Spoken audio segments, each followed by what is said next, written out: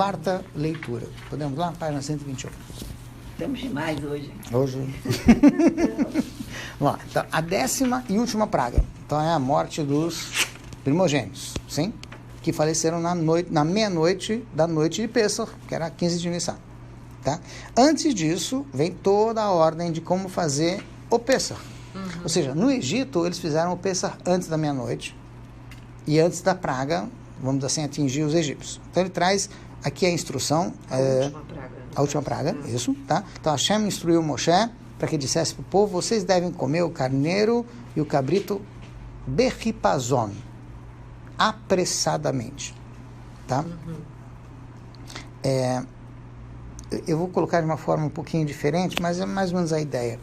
Berripazon é apressado? Isso, Aqui, né? Isso, apressadamente, tá? Se... Berripazon. Isso, com pressa. Vê o quê? Vê. Vigomer, etc. Apressar esse verbo. Ler. Em hebraico? Aqui Lerripazer. seria lerripazer, né? mas não é. Em hebraico hoje é tisdarez.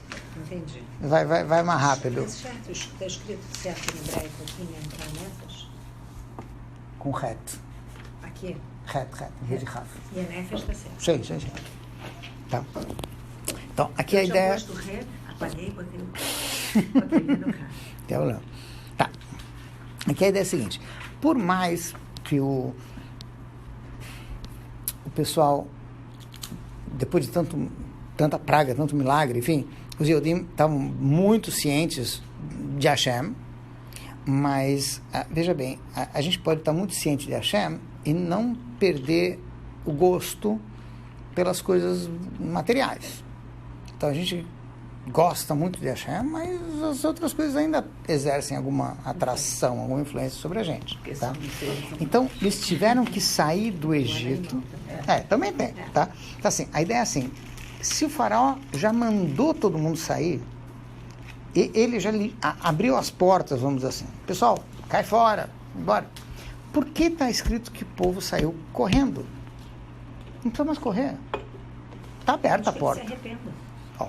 Então ele estava fugindo de si mesmo. As pessoas? Essa é a ideia. Resumiu bem. Então ele quer dizer, ou seja, a gente precisa fugir do nosso próprio Egito. O velho familiar que não muda, né? Isso, exatamente.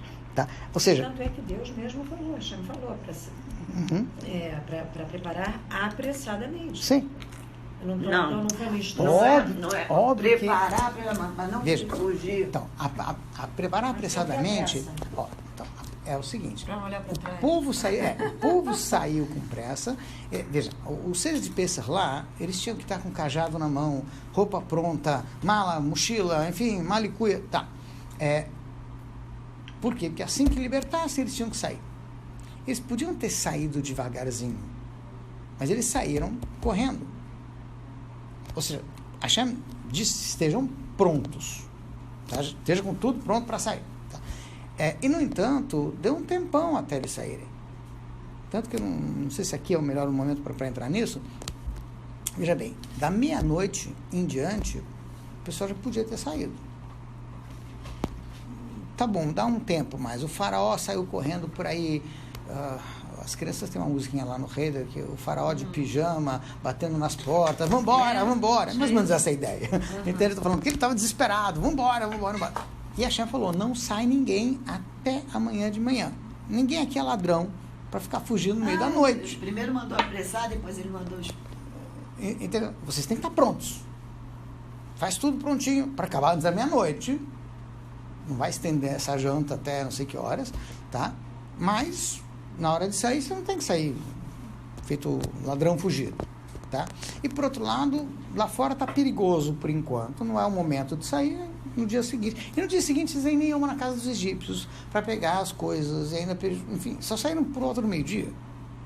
Tá? Tipo, não foi logo no início do dia.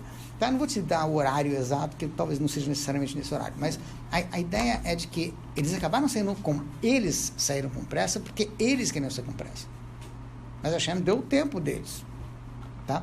Tanto que é um pouco, eu diria que seria mais para a semana que vem, a gente tem a ideia de que eles fizeram a matzá porque estavam com pressa. O que é verdade. Eles estavam com pressa, saíram do Egito e fizeram a matzá. É muito mais rápido você fazer matzá do que fazer pão. Sim? Tá. A questão é que, tecnicamente falando, eles tinham a noite inteira para fazer o que eles quisessem. Então, não tinha tanta pressa assim. Tá? Digamos que eles dormiram, não dormiram, isso eu já não vou entrar no mérito da questão. Tá? Mas, o que está escrito na Agadá de Pessach, e se você ler com atenção, você vai perceber, é que a massa não fermentou. Não que não deu tempo para fermentar. Por que a massa não fermentou? Então, primeiro, qual é o tempo?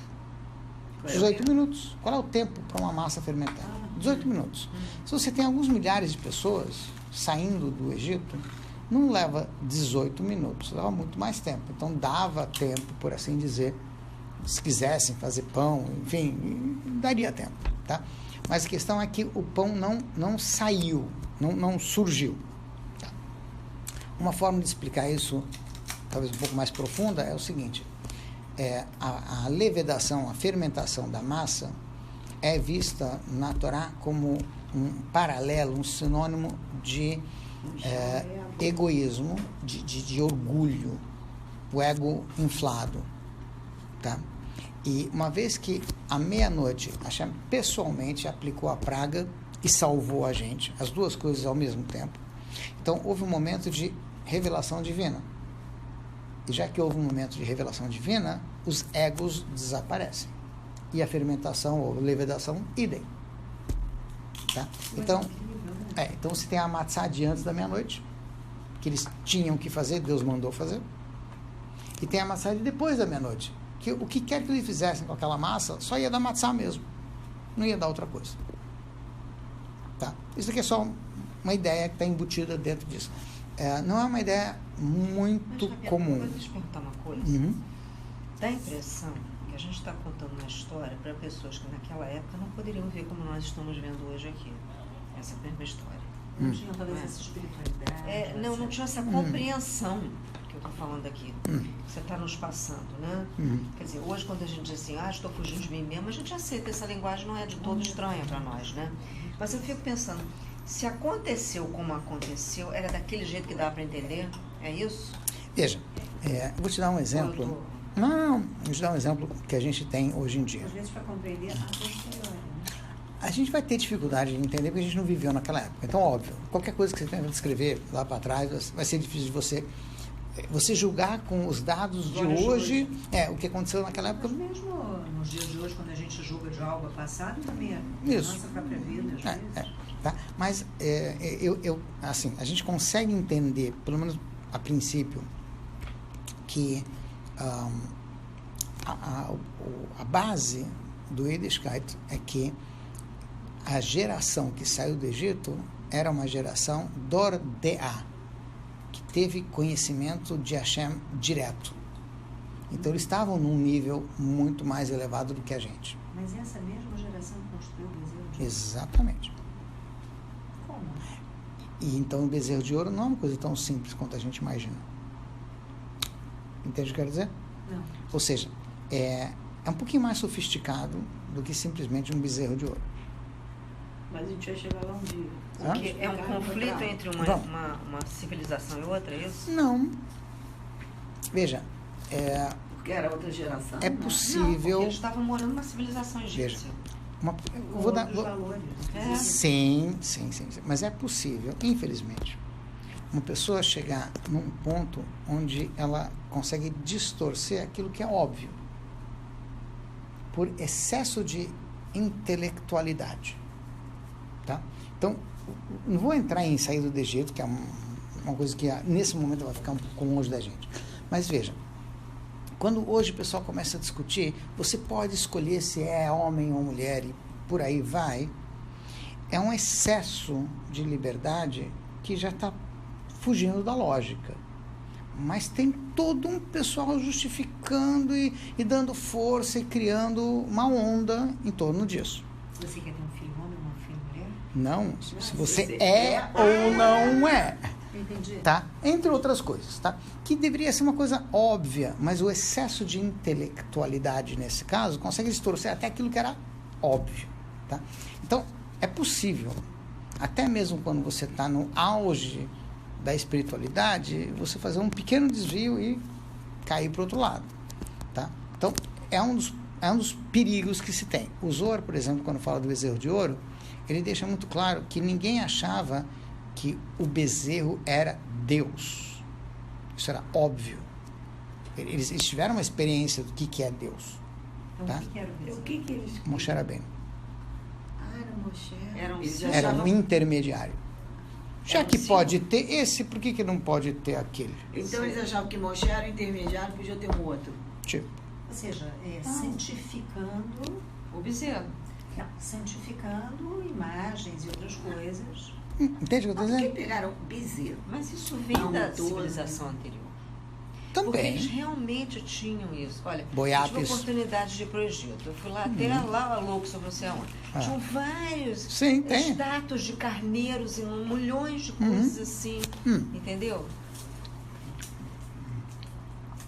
Eles Deixa- realmente tinham muitas imagens. Deixa eu de fazer uma animais. viajadazinha rápida.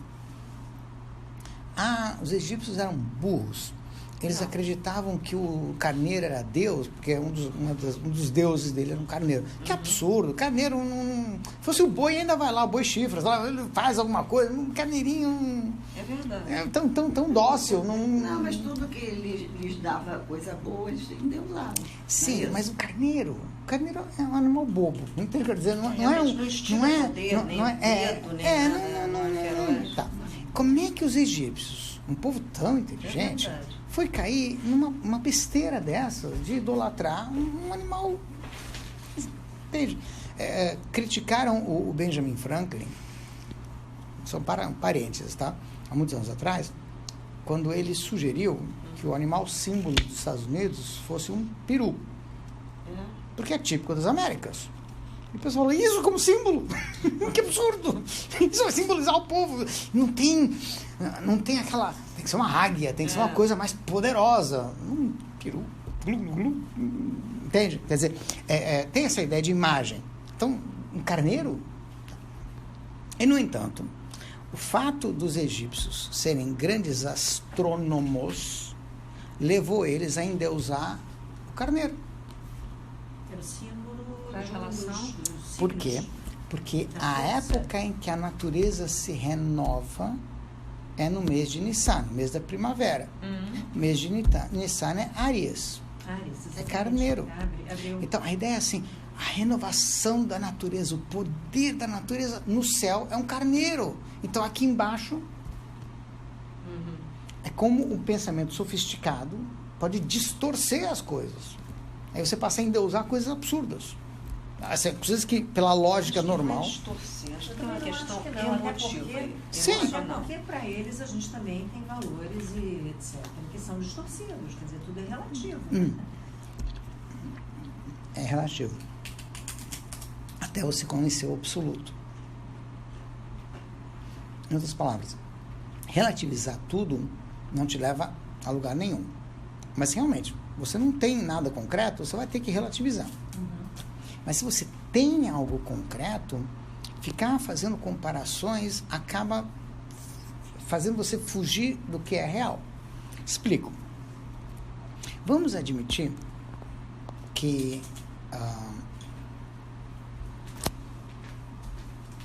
os 10 mandamentos seja um valor real para toda a humanidade. Não é exatamente assim, mas vamos tentar imaginar que ele seja. Porque, bem ou mal, em todas as grandes religiões que a gente conhece, encaram os 10 mandamentos como um valor absoluto. Tá? Isso, bem ou mal, é o que tem dado um pouquinho de lastro para a moralidade que existe por aí. No momento em que você tira os 10 mandamentos do quadro, cada um faz os seus mandamentos, de acordo com a relatividade do momento. Tá? Então, tudo perde completamente qualquer valor. Então, óbvio, tem que ter... precisa existir alguma coisa. Se a gente vai se basear só em valores humanos, vai ser difícil, porque todos vão ser, como você falou, relativos. Tá? Então, o que acontece? É muito difícil, mas a gente tem que chegar nesse ponto em admitir nós somos falhos, nós somos humanos. Para a gente ter valores, eles têm que vir de algum lugar mais elevado, que é, bem ou mal, a entrega da Torá. Que é quando vem um valor de cima, te dizem, olha, é isso. Tá. Quando você tem esse lastro, aí você pode viajar para onde você quiser.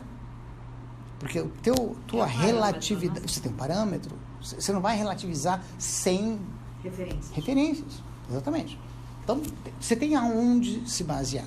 Pode, às vezes, sair um pouco, volta, tá bom, pode acontecer isso. Mas sem nada, você não chega em lugar nenhum.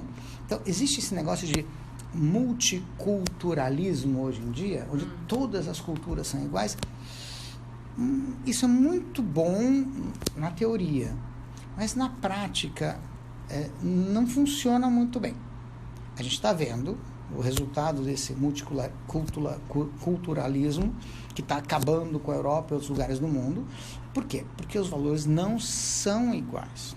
E os valores naquele local onde a pessoa se encontra, talvez ali tenha alguma significância, mas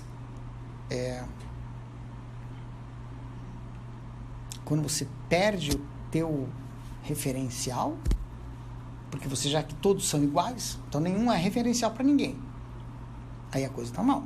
Uma coisa é dizer assim, o que nós podemos aprender de positivo dos índios? Um monte de coisa.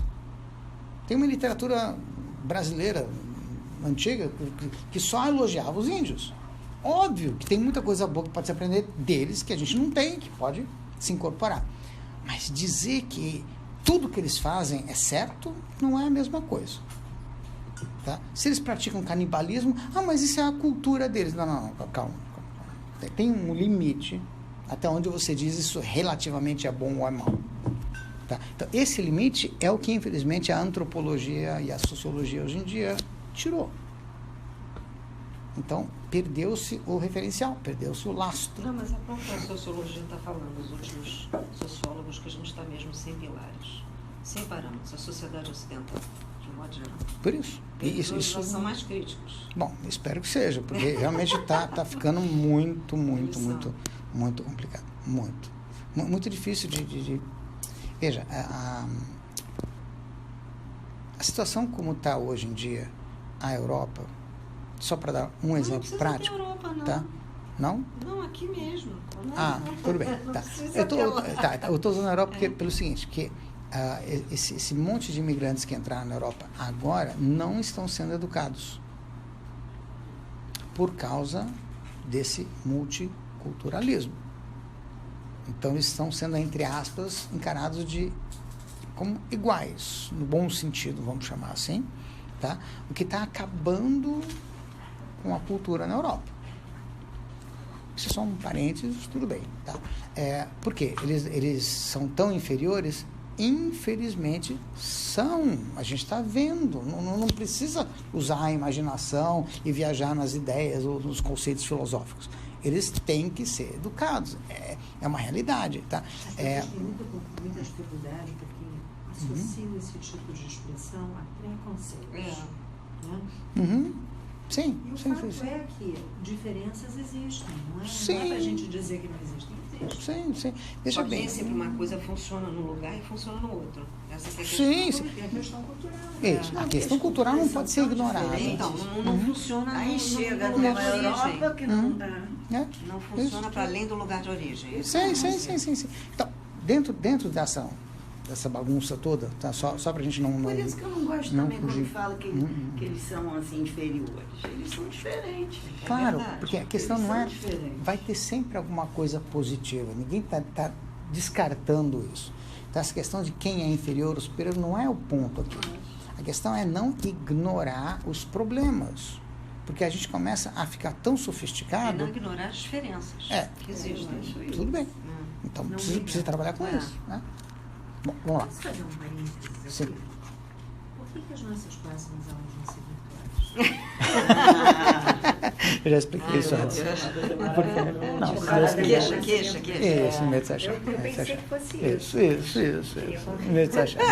Então a gente Uma está... ótima razão. Metz Hashem. Então, quando que vocês embarcam? Não sei direito. Eu espero, se tudo der certo, mais para o final do mês. Final de janeiro. Mas já está chegando mesmo, gente. Está chegando. É início de fevereiro. Previsão início de fevereiro. Mas então a gente ainda tem mais uma aula? Tipo, a aula seguinte, é a mais próxima, importante. vai ser muito isso. Tá. Metz Hashem, vamos E fazer. alguma novidade sobre a sua moradia? Está dentro do mesmo pacote. Então, assim, vai nascer Vai pra um Nova e eu acho que York vai e não nascer volta outro mais? junto. Assim. Ai, Rabia, Nova York não volta mais. Não chega a isso tudo. Não, quer dizer, eu acho que a gente está fechando, mas assim, enquanto você não assina, enquanto você não está com a chave na mão. Eu pensei que você já ia Sim, embora. sim. Ia virar Eu já americano. fiquei assustada. Juro que eu fiquei assustada. Vai virar americano, né? Não dá para isso tudo ainda. Yerushalayim. Poxa. Não, mas quando formos, vamos todos juntos. Então, vamos falar. Então, tranquilo. Olha, Flávio, manda um abraço para o Rabino virtual, hein? Não vai pode ser. Miúdo. Tá bom. Sua filha está passando bem? Baruch Hashem, mas já tá. no fim, né? Então. Parece que eu estou vendo a mesma cena do ano passado. Isso, isso, isso.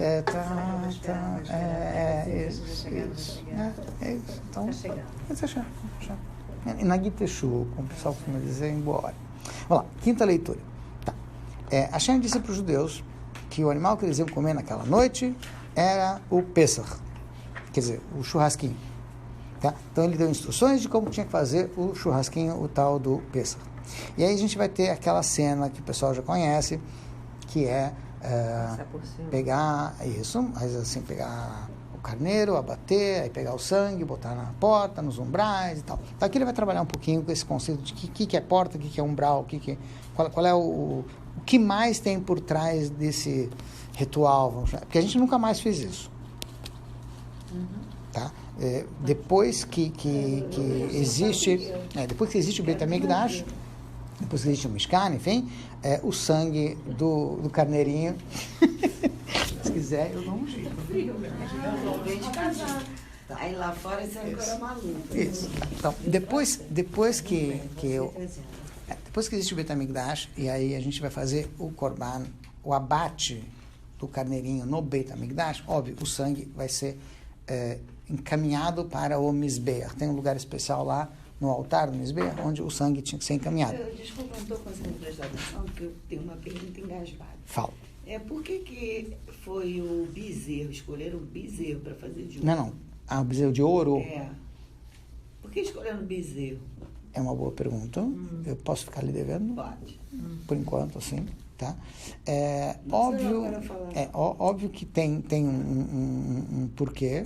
Eu te dizer que eu não lembro desse momento. Não quero arriscar ficar dando chute. Depois a gente fala. Isso. Vamos interromper, não tem tudo bem. Tá bom? Posso? Tá, vamos voltar. Então, essa cerimônia de, como está escrito aí no Passuca, peguem um feixe de isopo. Tá. Até hoje eu não sei o que é isopo. A única coisa que eu, mais próxima, se eu não estou enganado, é manjericão. Se eu não me engano, é folha de manjericão, alguma coisa desse tipo. É algum tempero que a gente usa hoje em dia, tá? Que são folhas pequenas, tá? Mergulha isso no sangue, porque assim, ele abateu o carneiro e o sangue foi recolhido, asher basaf, num recipiente, tá? E do recipiente, com aquelas folhas, com aqueles 3 feixes de o que for ali, eles colocaram nos 2 batentes e na parte de cima da porta. Então, aqui ele vai trabalhar com o conceito de 2 batentes é direita e esquerda, tá?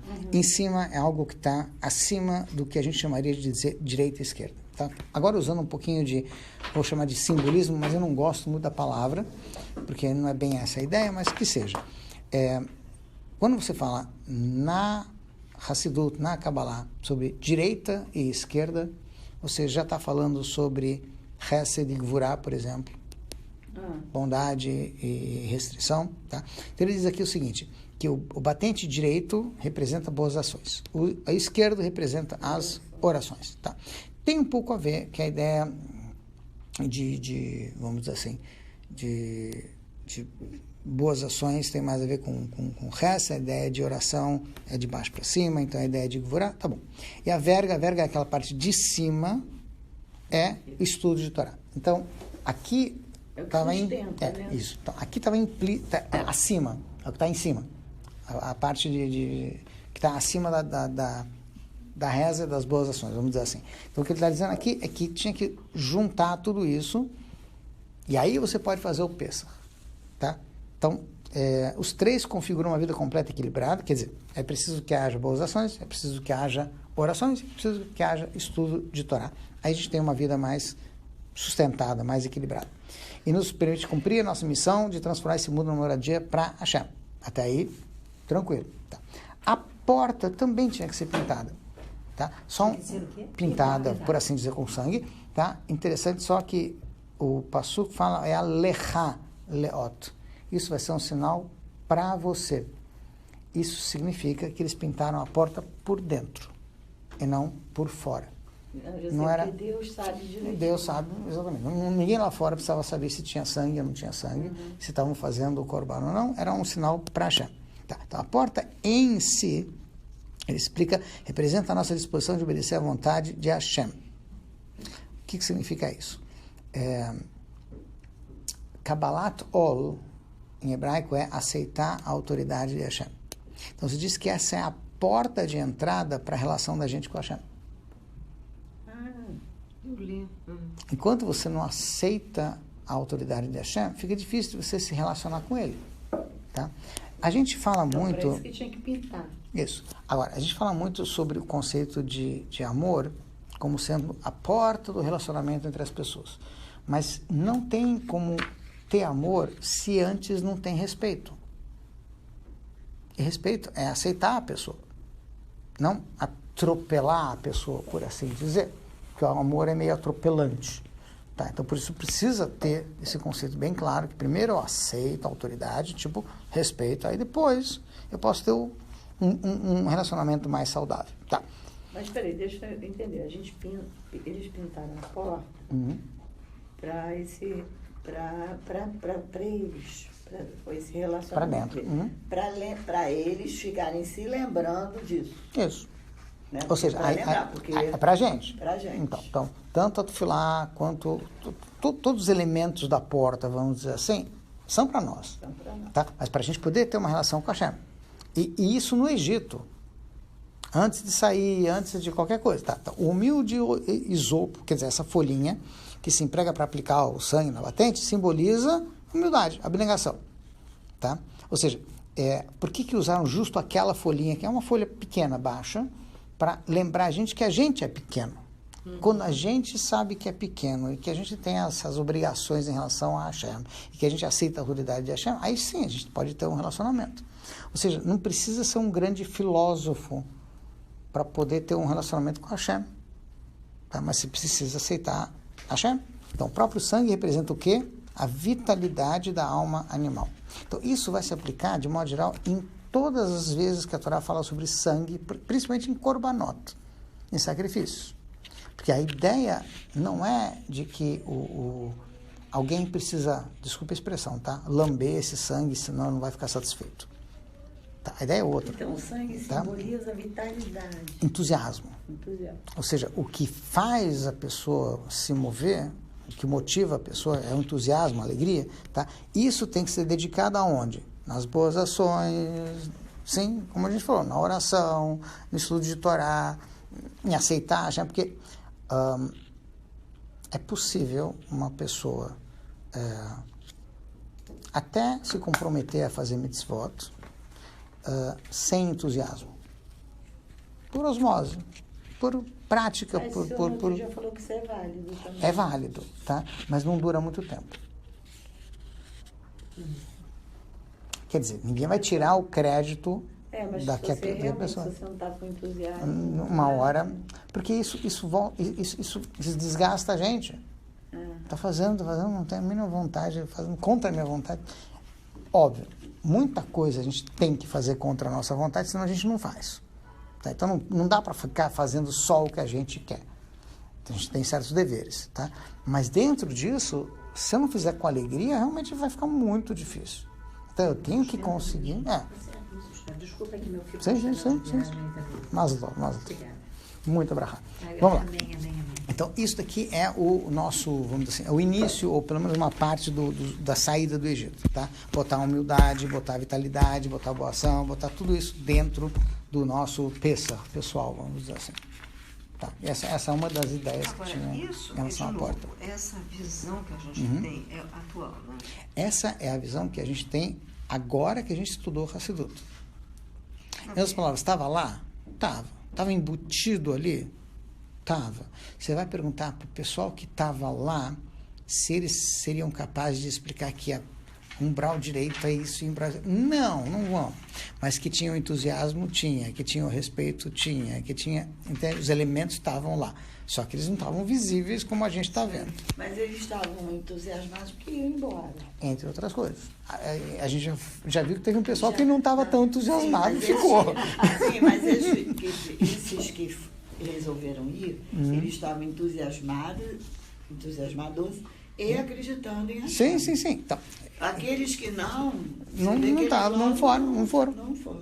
Tá, vamos rápido, que a gente já está um pouquinho além do nosso sexta leitura. Então, tal como Moshe havia predito, os varões primogênitos do Egito morreram, à meia-noite exatamente, e aí os egípcios rogaram, imploraram para que os judeus partissem, dando-lhe prata, ouro, vestimentas, e as mulheres também estavam confiantes de que Hashem ia fazer milagres. E, interessante, consta que as mulheres é que tiveram o mérito de levar os tamborins. Por quê?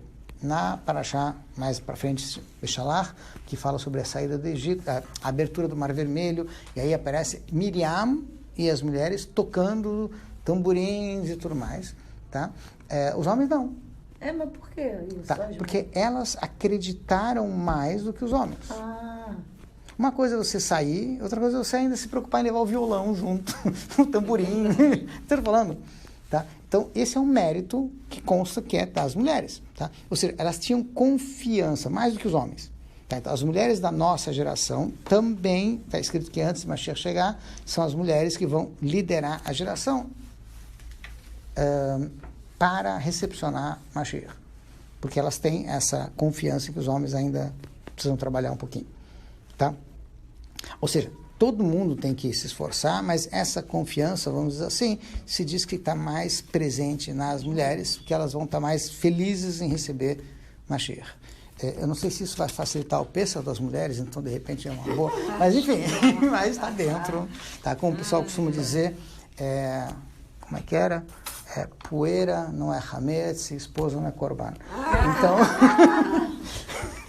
Então, precisa tomar cuidado com essas coisas aí, porque senão realmente o pessoal exagera para lado. Bom, sétima leitura. Deus, então, disse aos judeus que deveriam celebrar o aniversário do Êxodo, quer dizer, a cada ano, quando chegasse essa data, tinha que comemorar com a festividade de Pessah. Tá. Um dos principais aspectos é contar essa história para as crianças. Veigata lebincha, tem que transmitir isso para os filhos. Tá? Então, assim, a gente tem 4 tipos de filhos, a gente já comentou um pouquinho sobre isso antes, tá? E esse que aparece aqui, Veigata lebincha, você deve dizer para o seu filho, o que você deve falar para ele. Veja bem, por que a gente tem 4 filhos na Haggadah de Pessah? Porque... Só uma interrupção, desculpa.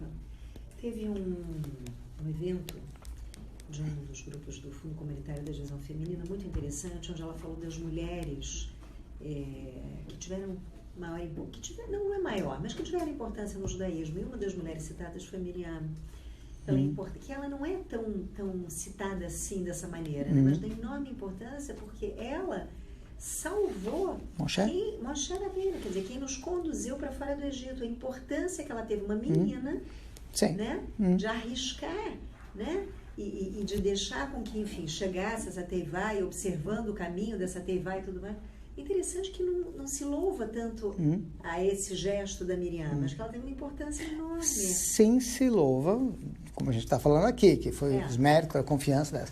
Só um detalhezinho rápido. Miriam não precisou acompanhar, porque a teivá não estava à deriva. Ela estava no Nilo, mas estava escondido entre os juncos. Sim. Então, não é que ela estava... Mas ela não ficou vendo? Ela ficou vendo, mas não estava... Ela estava parada. Sim, eu entendi. Isso. Ela Não tava precisou... parada. Não é que ela guiou.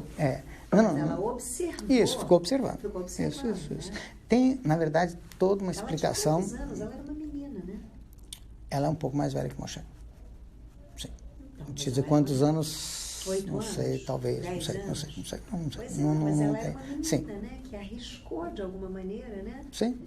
E isso que ela estava acompanhando. Para a irmã do faraó que esse... Filha do faraó. Para a filha do faraó que esse bebê fosse alimentado, né? Amamentado pela própria mãe pela mãe. dela, né? Sim. Quer dizer, ela estava presente na hora H, Incrível isso. na hora certa, Acho isso no incrível. do jeito certo. Se pensar por outro lado, a Hashem, ele faz tudo Sim, direitinho. Assim, em vez de estar ali, ele passou, foi assim, faz assim. Eu entendo dessa forma. Com certeza. A questão é que a Miriam podia... Sim. Também, mas a Miriam, nesse ponto, realmente, ela aparece, né? não só aqui. Mais pra frente, você vai ver que quando o pessoal vai fazer o bezerro de ouro, os homens dão ouro, as mulheres não. Pois é, Entre outras coisas, entende? E você vai ver ao longo do caminho o tempo todo. Quem são as que vão fazer as doações primeiro? São as mulheres, os homens vêm depois, enfim, em N ocasiões. Então, isso vai aparecer com uma certa constância natural. Mas é interessante. É muito importante, porque como eu trabalho na divisão família no fundo comentário, essas coisas me tocam muito, porque não é a importância da mulher. Se tiver tempo, tem um artigo do Rabino Jonathan Sachs, As 7 Heroínas de Pessah. É atual? É atual e saiu na revista do Lubavitch também, alguns anos atrás. É que é? As 7 Heroínas. Eu acho que é 7, se não estou enganado. Pode ser que é 6? Tudo bem.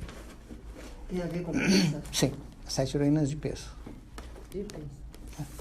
A gente coloca no Google Jonathan Sachs, vai aparecer? Deve aparecer. Pelo menos na revista de Pessah eu sei que tá. Posso até mandar, se alguém me lembrar depois, eu posso procurar e mando. Eu lembro e também queria pedir rapidamente uma outra gentileza. Eu vou interromper, mas não vai ser rápido. Como que eu faço para olhar em que horário vai ser Shabbat em Tel Aviv? Porque eu vou para Israel no 70 aniversário agora, né? 70 anos de Israel. Então eu queria saber, se eu vou pegar um avião na quinta, eu queria saber que horas eu chego na sexta, a tempo de não ser Shabbat. Onde eu olho o horário de No Chabad.org/calendar, deve ter Zmanim. Chabad.org Zmanim. Zmanim. Tem lá. A verdade, não precisa nem... Posso te dar o horário daqui a pouco. É mesmo? Tem aqui. Em abril, que vai ser justamente Então, te falo depois, com calma depois. No celular você tem aplicativo hoje que pode ver tranquilamente. Tem horário para o mundo inteiro. Tá. Então, os 4 filhos que estão no CRPs, voltando agora para o assunto, é o seguinte. É porque em 4 lugares diferentes da Torá se fala sobre essa mitzvah de contar a história de Pessah, em Pessah, para os filhos. Só que em cada uma das 4 ocasiões, parece que a gente está falando com um filho diferente, porque a pergunta é diferente e a resposta é diferente. E é daí que vem os 4 filhos da Agadá.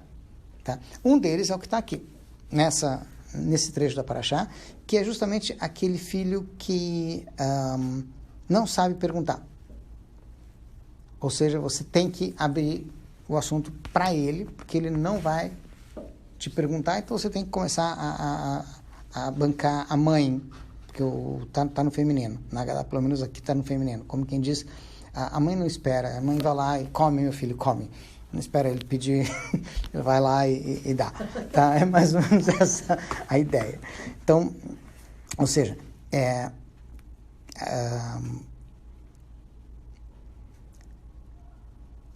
existem muitas crianças, entre aspas, de idades as mais variadas possíveis, que também não sabem perguntar. E que a gente... Muitas crianças de várias e a gente tem que conseguir achar um jeito de abrir para elas a história. Porque não cresceram. As crianças não ficaram Também. Porque não cresceram. Também. Mas a própria pessoa às vezes não sabe. A gente teve há pouco tempo, só para uma ilustração boba, realmente boba. Boba assim, veio um pessoal de Tennessee. Estavam num navio aqui perto, saíram do navio, foram fazer um tour pela cidade, aí falaram que tem um Beit Chabad, eles vieram aqui para o Lubavitch dá uma geral, vê o prédio e tal, não sei o quê. Aí a Vivian, a secretária da Rabino Gold, me pediu para dar uma forcinha, ajudar eles aqui e tal, tudo bem. Senhores e senhoras de uma certa idade, mais de 60, com certeza, talvez um pouco mais até, enfim. Mas muito bem, conversando, falando. Tal. E eu estou falando com o senhor, porque lá a comunidade é pequena, aqui a comunidade é grande, mas lá o pessoal é mais unido, aqui o pessoal é meio disperso, enfim, estava nessas amenidades. E eu estava com o tefilino na minha frente, porque a gente estava na sinagoga aqui pequena, o tefilino estava aqui na minha frente, tá? E eu olhei para o tefilino, olhei para ele olhou para o tefilino e olhou para mim. E assim, ele já meio que, tudo bem.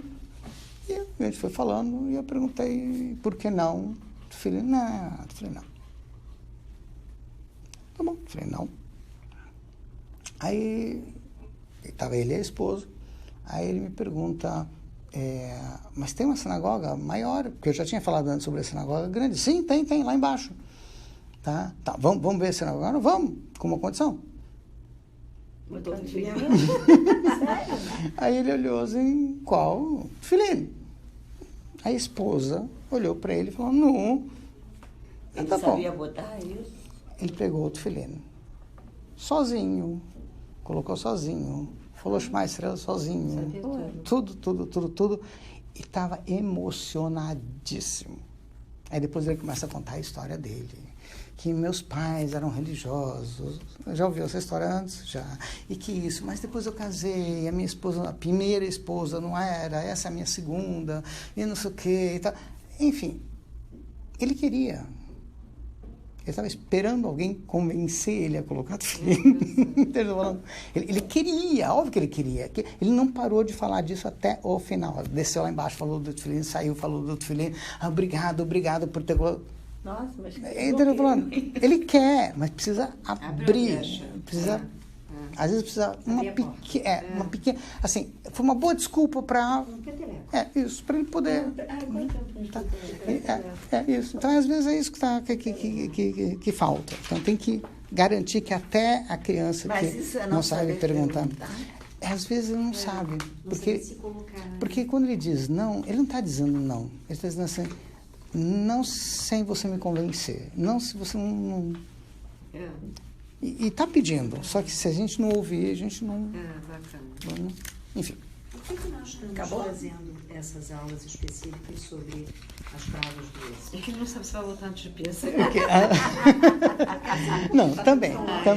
Não, a verdade é que a gente foi teve... combinado? Isso, é que a gente teve uma das... Quando a gente mais ou menos voltou... Isso. Eu queria saber por quê. Qual é o projeto para esse ano? Porque a gente... Então, o projeto é esse, que a gente queria fazer uma coisa um pouquinho mais estruturada. Sim. Aí eu sugeri, estruturado seria alguma coisa que tem texto, tem uma paraxá, pelo menos alguma coisa, tá? E que tem um pouquinho mais de conteúdo também e não fica só no beabá. Então você tem um pouco da história, porque a gente vai acompanhar a história da paraxá, em resumo, mas vai acompanhar e vai pegar mais ideias juntos também. E aí eu posso mandar também, eventualmente, a apostila. Você já fez anteriormente, eu faltei as aulas? Não. As paraxá? A gente estava tentando fazer... Não. Essa é a primeira, oficial. O ano está começando agora, não é? Não. Foi agora que a gente entrou nessa ideia. Já tinha... Bom. Obrigada. Então, Shabbat Shalom. Muito obrigado. Olha aqui.